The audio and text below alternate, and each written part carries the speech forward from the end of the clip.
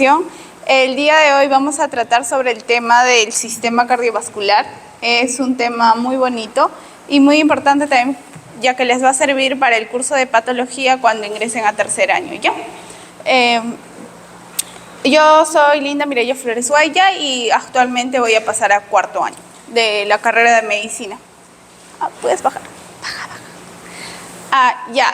En cuanto a los objetivos de esta clase, uno de ellos es identificar las principales características histológicas del sistema cardiovascular y también aprender a diferenciar histológicamente los componentes del sistema cardiovascular, ¿ya? A ver, me voy a ir acá. En cuanto al índice, primero vamos a ver las generalidades, después las características del corazón, después los vasos sanguíneos, cuántos vasos sanguíneos hay, las arterias, las venas, los capilares. También vamos a ver un poquito sobre los vasos linfáticos. A ver, siguiente. Ya, en cuanto a las generalidades, ¿qué es el sistema cardiovascular? Al sistema cardiovascular ustedes pueden imaginarse como si fuese un carrito, porque el carrito transporta. Igual el sistema cardiovascular, compuesto en su mayoría por los vasos sanguíneos, nos van a transportar, ¿qué? Sangre. Y no solamente sangre, porque el sistema cardiovascular también está formado por vasos linfáticos, así que también nos van a transportar la linfa. Y bueno, la sangre es muy importante ya que nos va a llevar nutrientes a los tejidos, también nos va a llevar oxígeno y también va a recoger desechos, ¿no? Algunos metabolitos que va a secretar nuestros tejidos luego de su metabolismo. Ahora, como ya les dije, el sistema cardiovascular va a tener tres componentes principales. Uno de ellos va a ser el corazón.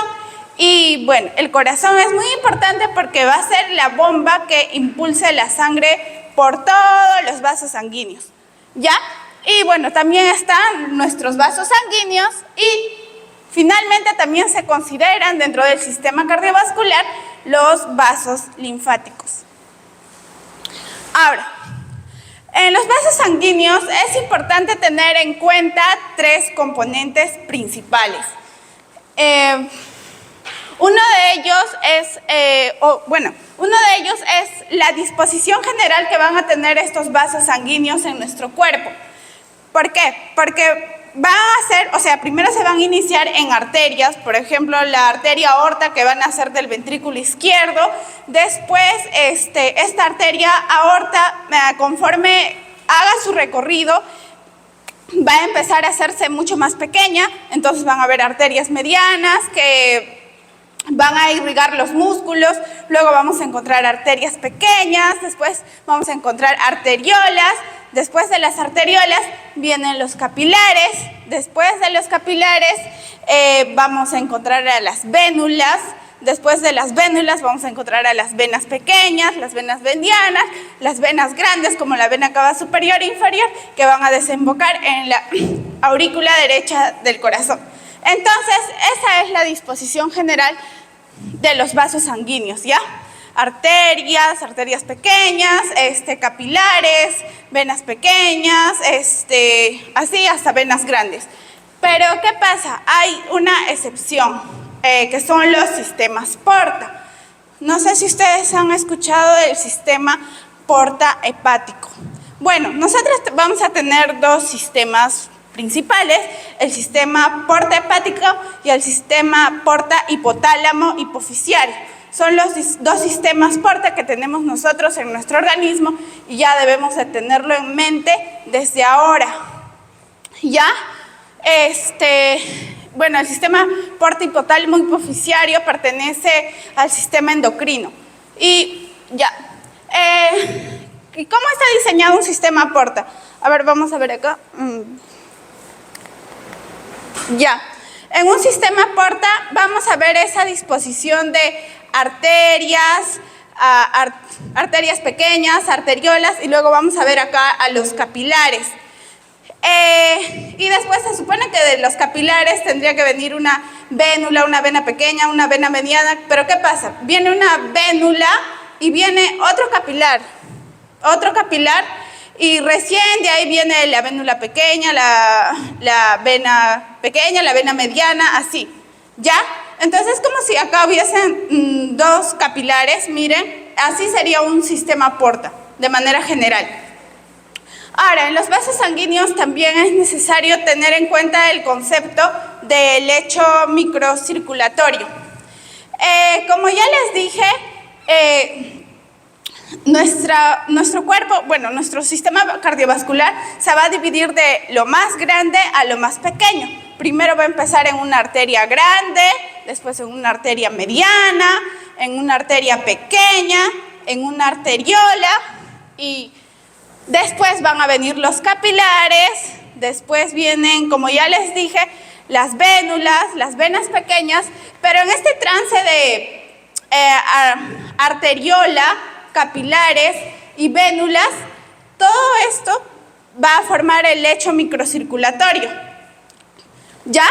El lecho microcirculatorio entonces está formado por las arteriolas, los capilares y las vénulas que salen de estos capilares, ¿no? Y bueno, es muy importante este lecho microcirculatorio porque es la unidad funcional para la circulación. Y en estos capilares, como ustedes saben, se va a dar como se podría decir, una mezcla bidireccional, algo así. O sea, el contenido que esté en los vasos sanguíneos, como por ejemplo los nutrientes, el oxígeno, van a pasar hacia los tejidos y lo que está en los tejidos, como los desechos, estos van a pasar a los vasos sanguíneos. Entonces va a tener un flujo bidireccional en este lecho microcirculatorio. Ya, esa es la importancia del lecho microcirculatorio, ¿ya? Bueno, también en los vasos sanguíneos es importante tener en cuenta el concepto de los circuitos de distribución sanguínea. Los circuitos de distribución sanguínea más conocidos y que, bueno, son dos los que son más conocidos y que ustedes también lo han visto en la pre, es el circuito pulmonar o circulación menor y el circuito sistémico o también denominado circulación mayor.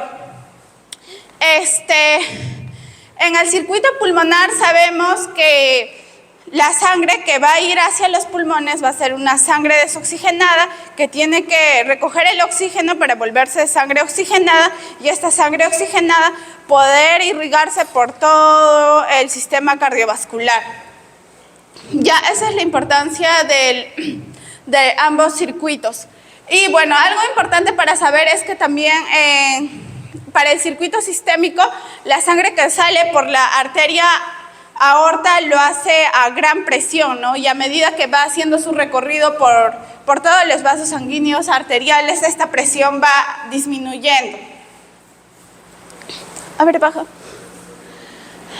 Ahora, del corazón vamos a ver un poquito de sus generalidades. Como ya les dije, el sistema cardiovascular está compuesto por el corazón y por los vasos sanguíneos y vasos linfáticos. Primero vamos a ver el corazón. Como característica general, está ubicado en el mediastino medio. Bueno, un poco de anatomía, sabemos que nuestro cuerpo está separado en mediastino superior y en mediastino inferior. A la vez el mediastino inferior se va a dividir en tres, en mediastino anterior, medio y posterior. El corazón se va a encontrar en el mediastino medio. Va a estar rodeado por pericardio, que es una capa fibrosa que va a permitir que el corazón se sostenga tanto en el diafragma como, por ejemplo, en la pleura, ¿no? Y en los órganos adyacentes al corazón. Podrían imaginarse el pericardio como un pequeño saco, ¿ya? También este corazón va a mantener un flujo unidireccional gracias a las válvulas que va a poseer. Aunque acá no se ve muy bien, nuestro corazón va a tener 4 válvulas, 2 válvulas auriculoventriculares y 2 válvulas, una que se encuentra en la aorta y otra en la arteria pulmonar. Entonces son 4 válvulas que va a tener y estas válvulas van a permitir que el corazón fluya en una sola dirección y que no regrese, ¿no? Por eso se dice que tiene un flujo unidireccional. Ahora, El corazón también va a tener un esqueleto fibroso. Está formado básicamente este esqueleto fibroso está formado básicamente por tejido conectivo denso y regular. Y es muy importante este esqueleto fibroso porque de alguna manera va a ser considerado como un aislante eléctrico. Es decir, cuando se generan los impulsos eléctricos para generar la contracción cardíaca, este esqueleto fibroso va a ayudar a que la contracción sea como que de una manera ordenada. O sea, primero se contraigan las aurículas y después los ventrículos. Pero eso es muy importante, el esqueleto fibroso, que lo vamos a ver más adelante cómo es su estructura. Bueno, como saben, también el corazón está formado en su mayoría, sobre todo en la parte del miocardio, por el músculo estriado cardíaco. Y bueno, como ya les dije, va a tener un sistema de conducción propio, ¿ya? Ahora, respecto al corazón, vamos a ver un poquito la anatomía macroscópica del corazón, las paredes del corazón, y luego nos vamos a adentrar a la parte histológica. Como saben, y para hacerles un repaso, el corazón va a tener 3 capas principales: el epicardio, el miocardio y el endocardio. A la vez el endocardio va a estar dividido en 3 subcapas principales: la capa más interna, que está casi en contacto con la luz del ventrículo, la capa media y la capa subendocárdica. Acá ven, este sería el endocardio, lo que vemos de color blanquito. El miocardio sería toda esta capa gruesa, la capa media de músculo, ven acá. Y el epicardio sería esta capita de color amarillito, ¿ya? Ahora vamos a ver un poquito sobre el epicardio. El epicardio básicamente es una parte del pericardio, ¿ya? Sabemos nosotros que el pericardio es ese saquito que les comenté que va a envolver al corazón y a los vasos sanguíneos. Este pericardio puede ser pericardio fibroso, que va a estar en la parte más externa, y el pericardio seroso. El pericardio seroso a la vez va a tener 2 hojas, una hoja parietal y una hoja visceral. Esta hoja parietal va a envolver internamente al pericardio fibroso. O sea, la hoja parietal más o menos va a estar acá, es una hoja delgadita. Y esto es como si fuese el pericardio fibroso. Acá sería la hoja parietal del pericardio seroso, y la hoja visceral, o también conocida como epicardio, es el que va a estar muy adyacente al corazón. Miren, este sería el epicardio. Y bueno, el epicardio va a tener también tejido adiposo, y bueno, este tejido adiposo también va a envolver a los vasos sanguíneos que irrigan a nuestro corazón. ¿Y por qué? Para que así los vasos sanguíneos de alguna manera estén también protegidos. Por eso es que se dice que el epicardio también tiene tejido adiposo, ¿ya? Un dato clínico muy importante es que en este espacio que hay entre la hoja parietal y hoja visceral del pericardio seroso hay un espacio que se llama cavidad pericárdica. Y en esta cavidad pericárdica hay determinada cantidad de líquido, que es de 15 a 50 mililitros. ¿Y qué pasa cuando aumenta esa cantidad de líquido? Va a ocurrir algo que se denomina taponamiento cardíaco. Y el taponamiento cardíaco puede ser mortal, ya que va a impedir que el corazón se contraiga adecuadamente. O sea, va a ser como que va a ocupar espacio en este saco y no va a hacer que el corazón bombee adecuadamente, ¿ya? Entonces esa sería una correlación clínica con esta cavidad pericárdica. Siguiente. Ahora, como ustedes ya habían visto el endocardio era la capa más interna del corazón que estaba en contacto con la luz del ventrículo. Miren, este sería el endocardio, lo que es de color blanco. Ahora vamos a verlo en una imagen histológica. Acá vamos a ver el endocardio, que va a tener sus 3 capas. A ver, sube arriba, porfis. Como yo les dije, el endocardio se dividía en una capa interna, en una capa media y en una capa subendocárdica. Entonces es lo que tenemos que ver en esta imagen. La capa más interna, que va a estar en contacto con la luz baja, va a estar revestida por el endotelio. ¿Se recuerdan que era el endotelio? Eran células planas que vemos acá, que van a ayudar bastante en la difusión, así, ¿no? Bueno, acá vamos a encontrar más abajo la capa media del endocardio, que va a estar compuesta por tejido conectivo denso, acá. Aunque no se ve tan bien, pero está compuesta por tejido conectivo denso. Y la capa subendocárdica, que sería lo que se pinta de un color menos intenso, acá, esa sería la capa subendocárdica del endocardio. Y esta capa subendocárdica es muy importante porque va a tener a las células de las fibras de Purkinje. Bueno, estas fibras de Purkinje lo vamos a ver un poquito más adelante. Ahora vamos a hablar también un poquito de las válvulas cardíacas. Estas válvulas cardíacas se van a sustentar en el esqueleto fibroso.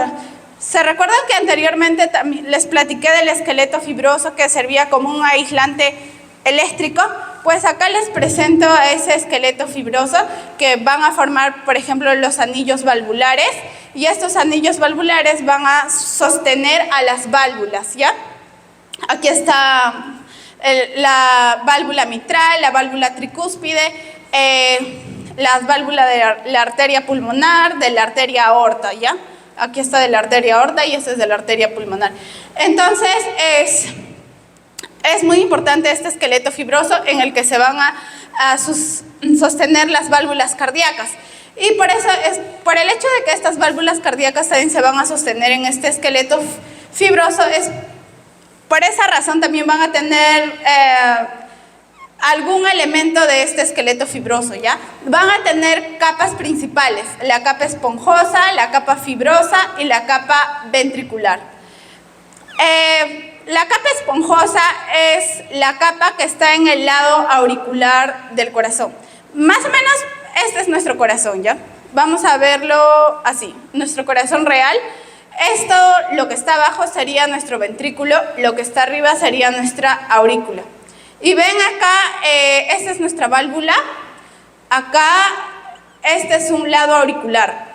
Lo que está arriba de la válvula es el lado auricular, lo que está abajo de la válvula sería el lado ventricular. Y más o menos acá, haciéndole zoom, y bueno, en este tejido vamos a ver esta estructura ya a nivel en zoom. Vamos a ver en el lado auricular que está revestido igual por endotelio. El lado ventricular también va a estar revestido por endotelio, miren, la que es la capa más finita, que tiene células planas. Después, primero vamos a irnos por el lado auricular, va a tener una capa esponjosa. Aunque no se ve muy bien, la capa esponjosa está formada por tejido conectivo laxo.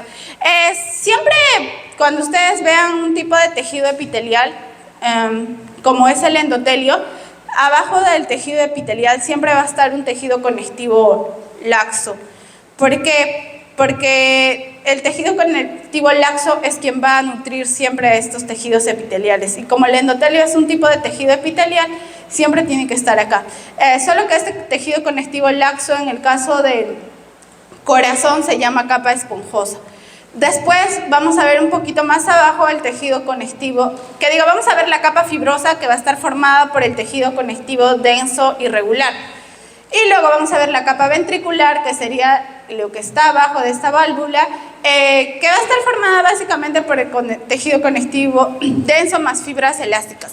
Algo que me estaba olvidando es que la capa media de estas válvulas cardíacas, que está formada por la parte fibrosa, es parte de este esqueleto fibroso que les dije que tenía tejido conectivo denso y regular.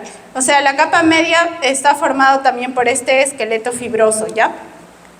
Y bueno, después vemos que nuestras válvulas tienen sus cuerdas tendinosas. Estas cuerdas tendinosas se adhieren a los músculos papilares. Baja. Ya. Ahora vamos a ver el sistema de conducción que va a tener el corazón. La composición del sistema de conducción va a estar básicamente por nódulos, los nódulos sinusal y el nódulo auriculoventricular.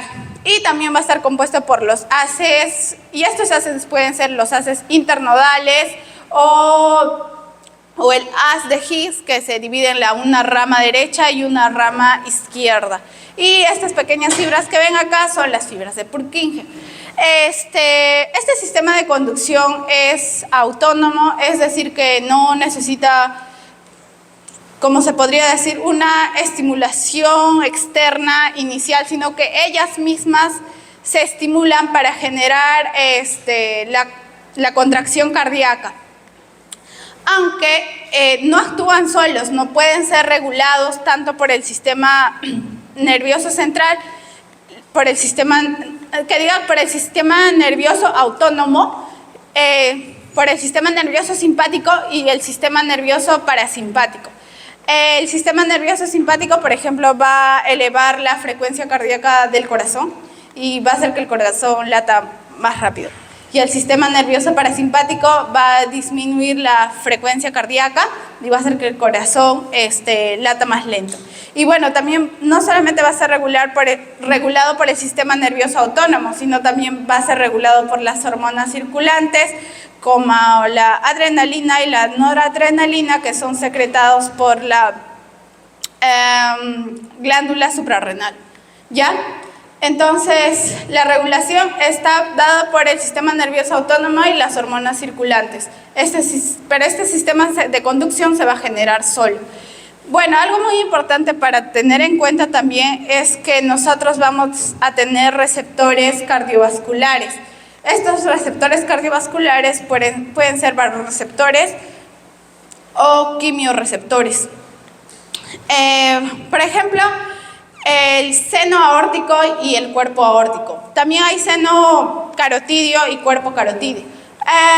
Tal vez esto lo vean en fisiología, pero es muy importante diferenciar el seno aórtico y el cuerpo aórtico.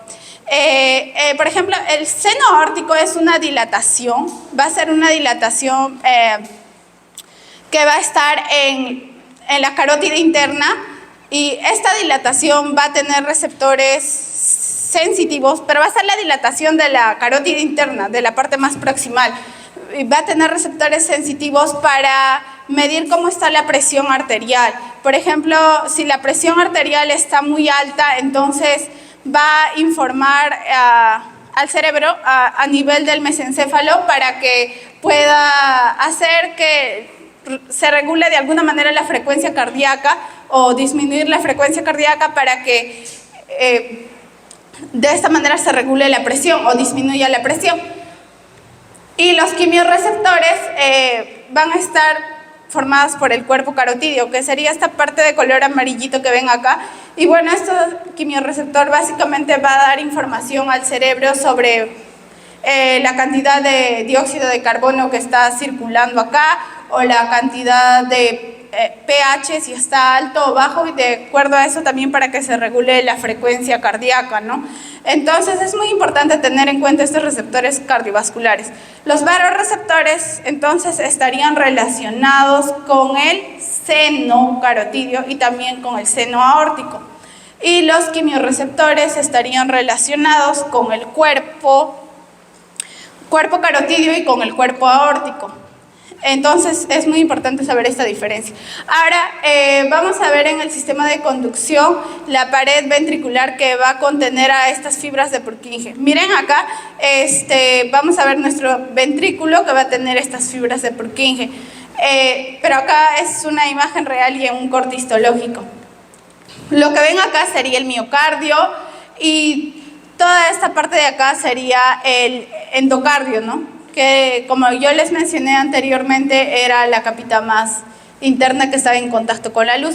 Y en este endocardio vamos a ver estas células que van a formar parte de las fibras de Purkinje, ¿no? Van a ser los componentes de las fibras de Purkinje. Bueno, son células musculares cardíacas modificadas. ¿Por qué? qué? Porque se van a diferenciar de estas células musculares cardíacas normales, van a tener núcleos más grandes y van a ver que no están tan teñidas como estas musculares cardíacas que pertenecen al miocardio, no van a estar tan teñidas, van a estar como algo transparentosas. Eso es porque almacenan bastante glucógeno. Y, por ejemplo, cuando hay isquemia, estas células de acá, de las fibras de Purkinje, van a ser mucho más resistentes porque van a tener como que su almacén de energía, que es el glucógeno, ¿no? Entonces es muy importante tener en cuenta. ¿Puedes avanzar, porfis?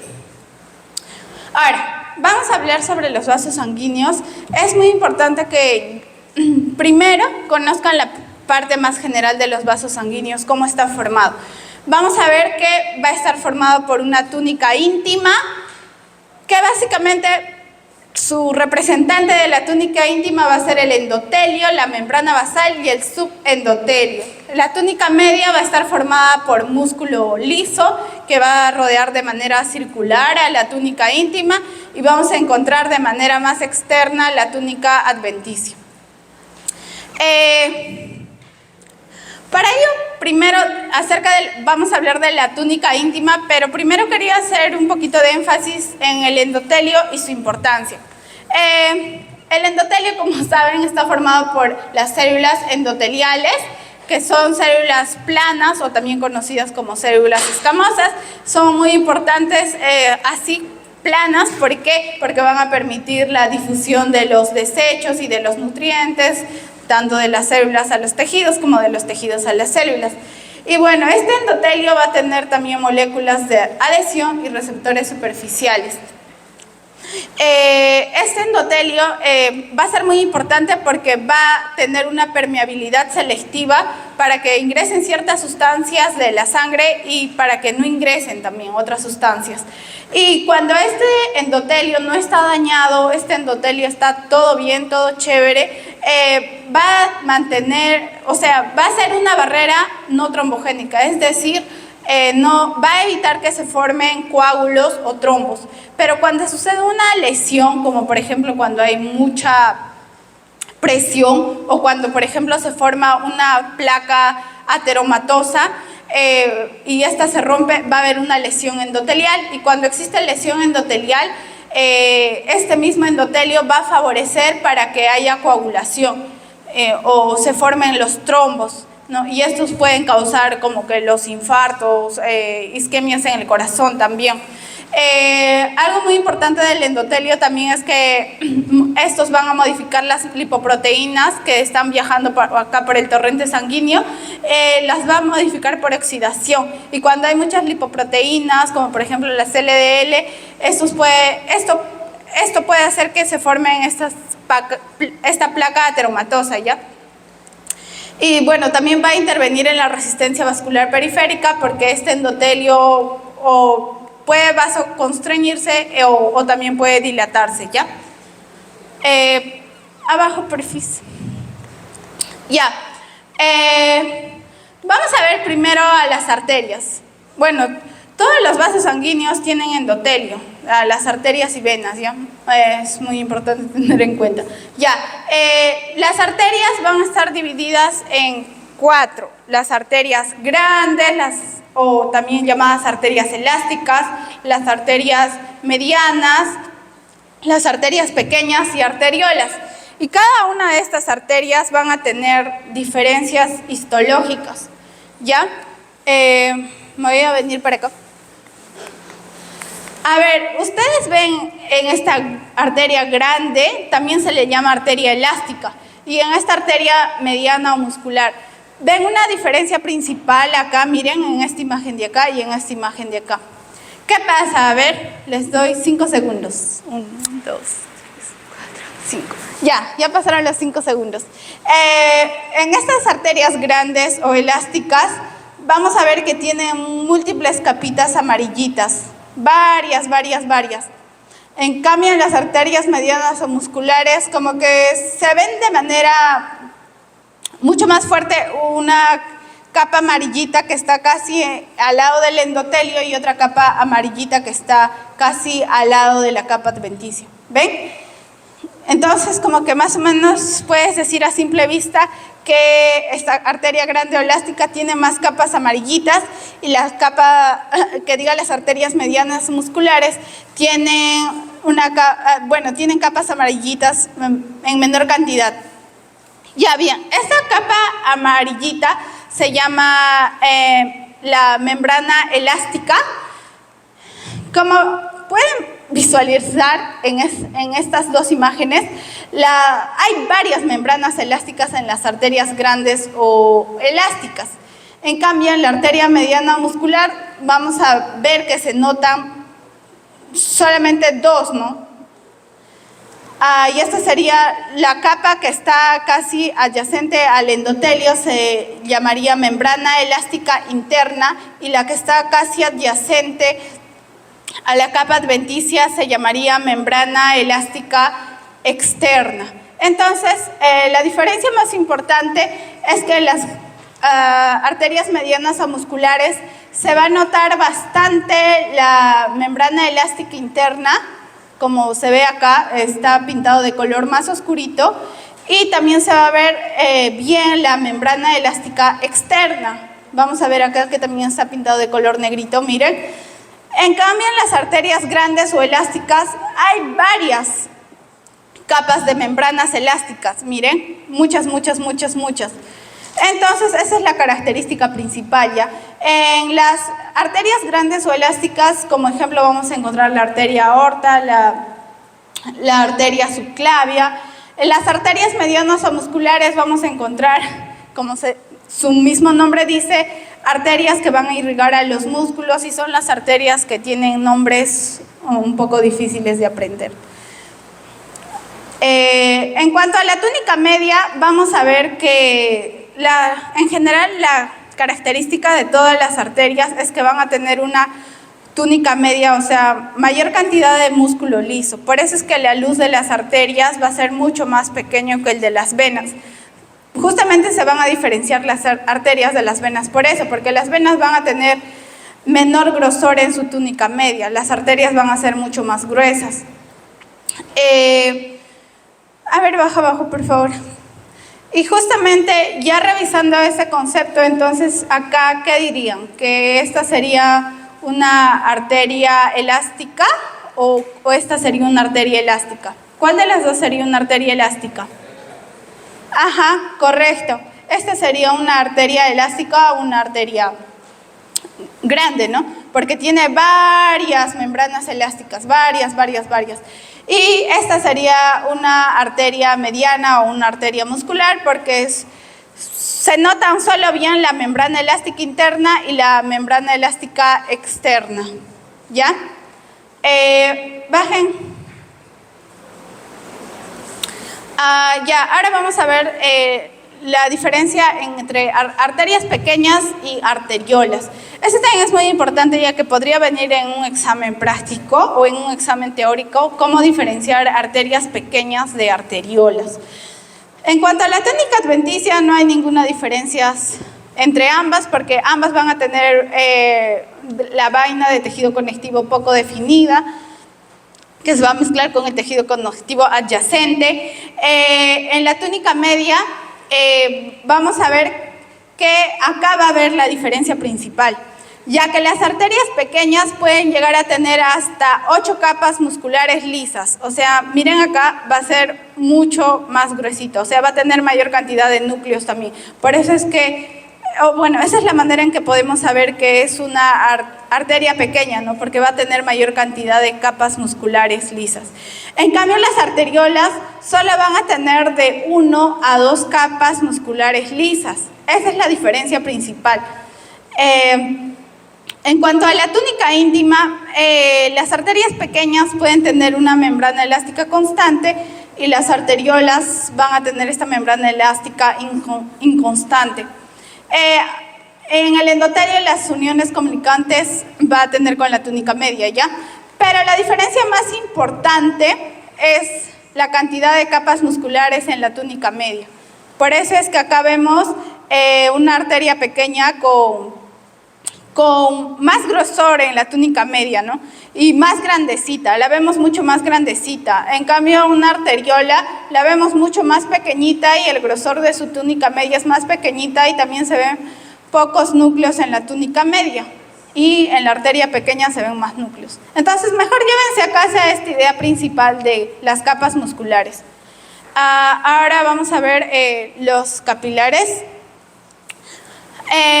Nosotros también tenemos 3 capilares diferentes, ¿ya? Hay 3 tipos de capilares, pero primero vamos a ver la estructura general del capilar. El capilar va a estar formado solamente por células endoteliales, o sea, ojo ahí, solamente por células endoteliales y por su membrana basal que va a acompañar a estas células endoteliales.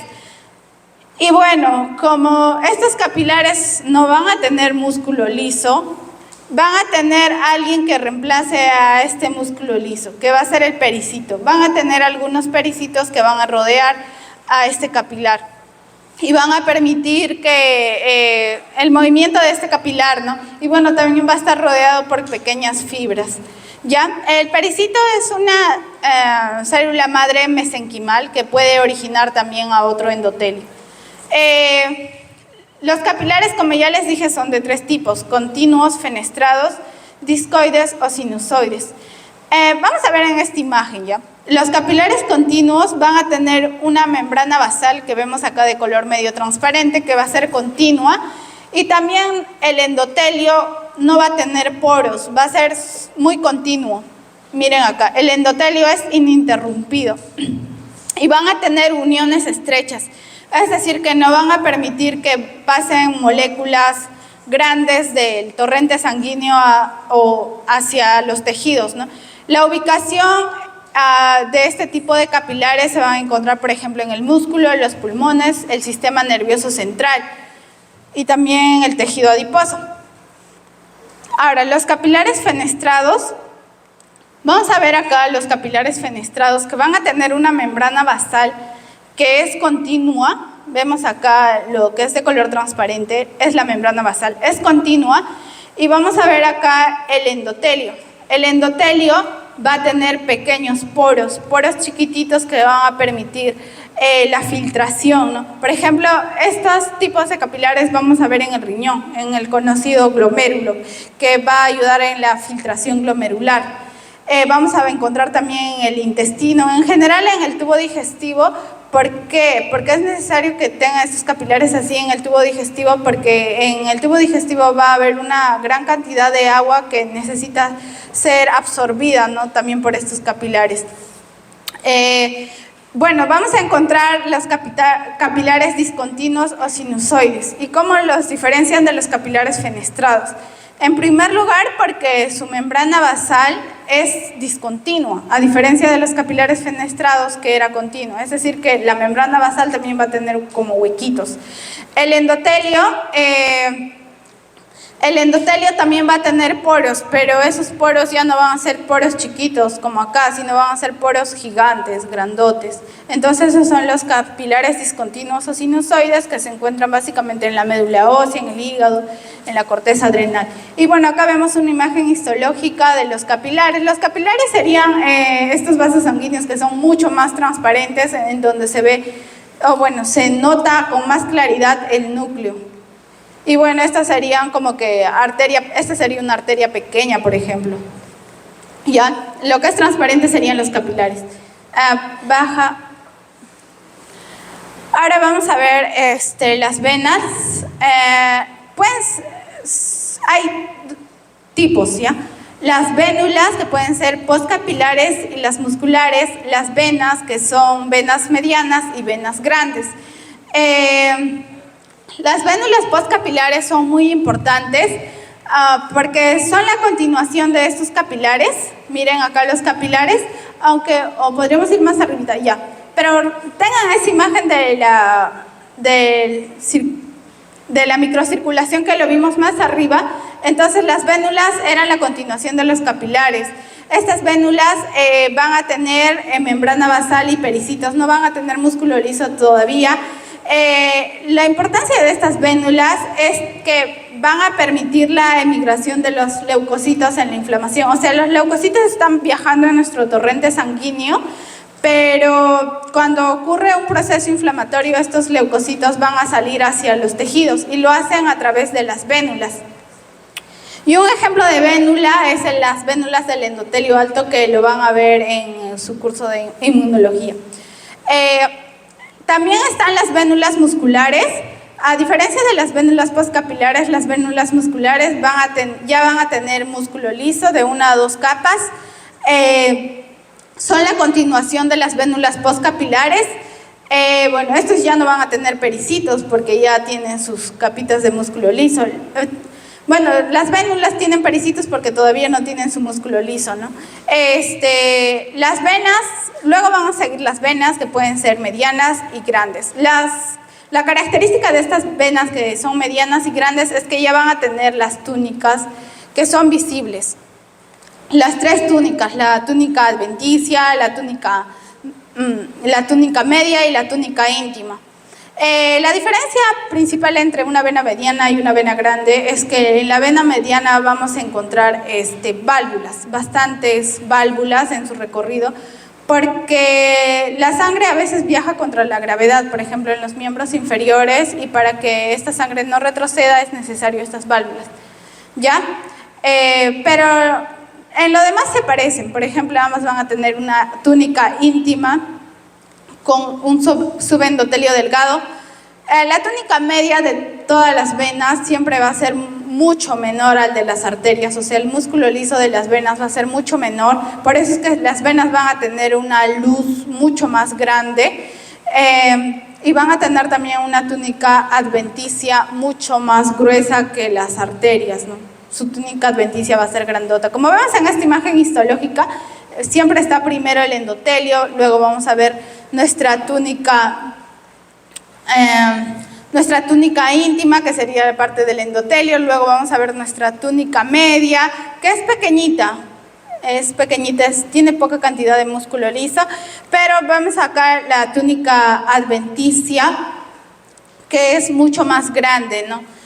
Y me estaba olvidando, tanto las venas grandes como las arterias grandes en su túnica adventicia van a tener, bueno, en general las venas medianas también, las arterias medianas van a tener los vasa vasorum y los nervi vasorum, que son muy importantes. Van a ser venas que irrigan a venas o arterias, los vasa vasorum y los nervi vasorum van a ser nervios que también van a inervar las venas y las arterias de un calibre considerable, ¿ya? Entonces es importante que también tengan en cuenta ese concepto de vasa vasorum y nervi vasorum. Otro concepto que tienen que tener en cuenta son las anastomosis arteriovenosas. Es decir, es cuando los pequeños vasos, por ejemplo, de las arteriolas, la sangre ya no va a fluir por los capilares, sino se va a ir de frente a una vélula, y su recorrido ya no va a pasar por los capilares. Entonces, esa sería una anastomosis arteriovenosa. A ver, baja. Por último, vamos a ver los vasos linfáticos. La característica de los vasos linfáticos es que también son unidireccionales. A ver,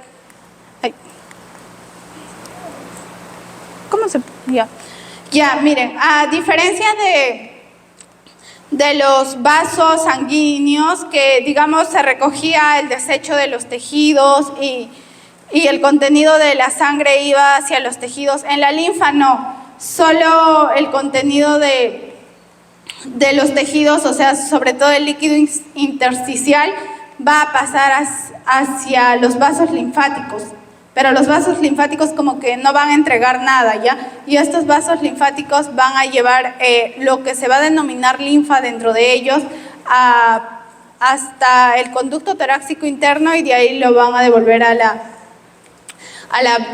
las venas que están localizadas acá. Bueno, también van a transportar linfa, como les dije. La linfa que va a estar contenida en estos vasos linfáticos van a moverse gracias a la contracción del músculo esquelético. Pues bueno, los vasos linfáticos también van a iniciarse primero en un capilar linfático, después en un vaso linfático, y estos vasos linfáticos van a llegar a parar en un ganglio linfático, y si hay algún microbio, no sé, un bicho, eso va a ser presentado en el ganglio linfático para que pueda dar respuesta a nuestro sistema inmune, ¿no? Por eso es que los vasos linfáticos también van a formar parte del sistema inmune. Y bueno, del ganglio linfático van a salir otros vasos linfáticos que van a drenar, como les dije, en el conducto torácico, y este conducto torácico va a llegar a drenar el contenido en esta vena. De manera histológica, el capilar linfático va a estar compuesto, por ejemplo, por células aplanadas. Va a tener una membrana basal discontinua, por eso es que va a ser mucho más permeable que los capilares sanguíneos.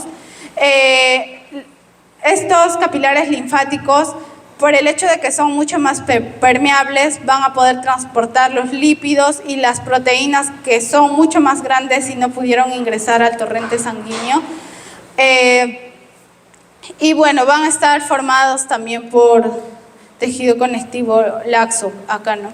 Ya, baja. Ese sería todo por mi parte, muchas gracias.